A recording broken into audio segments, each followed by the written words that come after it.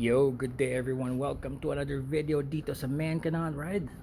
Ay, nasabi ko one time sa isang video na ang sikreto for control and stability is to have, okay, gentle grip or light grip on the bar, loose arms, bend your elbows and relax.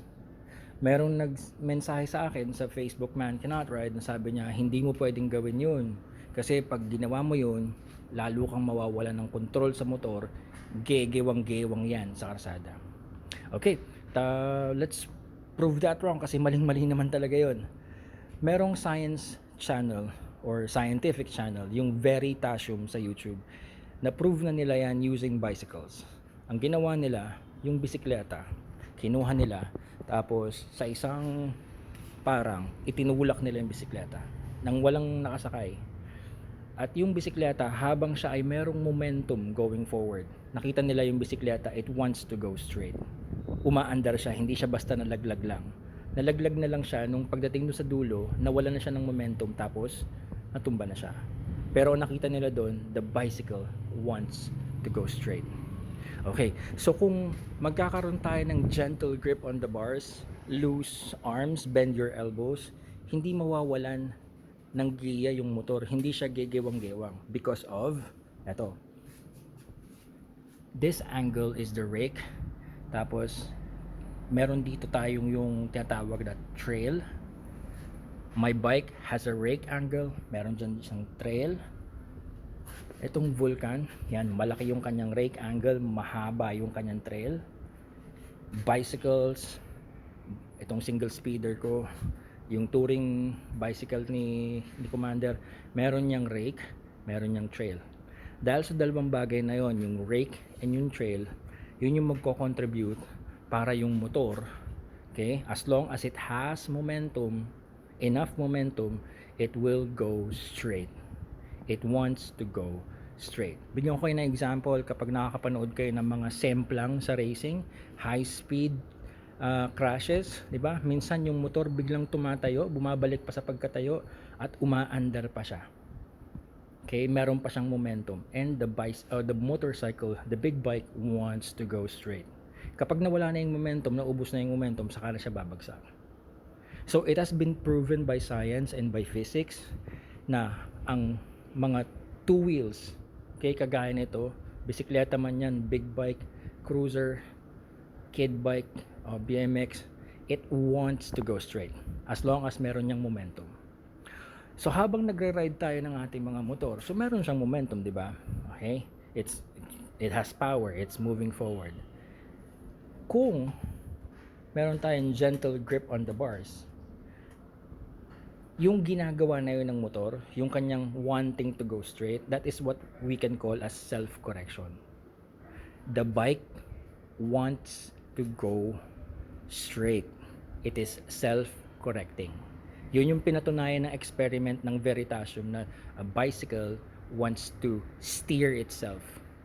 It wants to go forward. It wants to go on a straight line.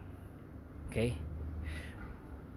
Ang mangyayari kung ikaw ay merong matinding hawak, okay?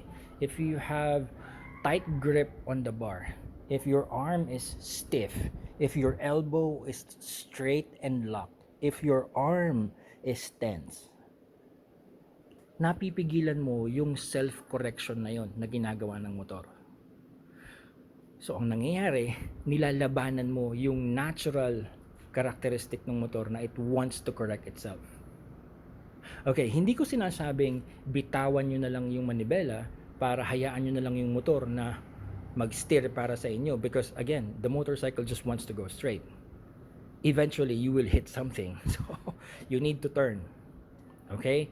So, ang sinasabi ko lang dito is because you have a gentle grip on the bar, you are bending your elbows, especially with sports bikes, and you are relaxing your arms, you have loose arms, nahahayaan mo, nabibigyan mo ng chance yung motor to make the self-corrections because of the rake and the trail.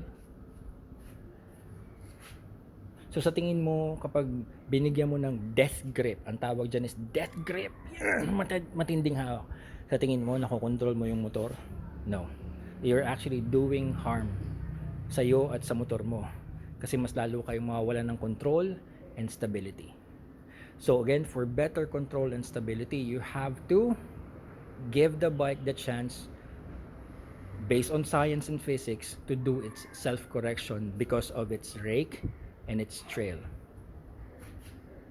So ulitin ko lang bago natin tapusin ang videos natin, ang video na to is ang tips ko lang dyan is gentle grip on the bars. Huwag natin siyang pigain o sakalin. Alright? Baka iwan kayo niyan tulad ng jowa nyo. And then bend your elbows. Bending your elbows will relax your forearm. Okay? Ang technique dyan, when you're riding, do the chicken wings, ganito, yung pinapaypay. Kung yung bike nyo ay nagpagiwang-giwang, ibig sabihin hindi maganda yung hawak nyo. Pero kung kaya nyong gawin yung chicken wings ng ganyan, na hindi naapektuhan yung takbo ng motor, then that means you have good grip on your handlebar. Bend your elbows, lalong-lalo na with sports bikes. Bend your elbows. Loosen your arms. Relax your shoulders. Relax your forearm. Okay? That's the tip. Now, saka natin pag-usapan kung ano yung sinabi kong especially with sports bikes, kasi yan yung pinakamalaking pagkakamali ng mga sport bike riders dito sa Pilipinas. Napaka-tensyonado ng kanilang upper body position. Sila ay laging nakatukod. But for now, I will leave you with this video. Sana may napulot kayo. Again, for better control and for better stability, hayaan natin na mag self-correction yung mga motor natin by giving them the chance. Yun yung disenyo nila. Because of science, because of physics, that's how the motorcycle works. Let it help you ride properly. Gentle grip on the bars. Bend your elbows. Loosen your forearms. Relax your arms. Relax your shoulders. Enjoy your ride. Become a better, safer rider. I will see you on the next video dito sa Man Cannot Ride.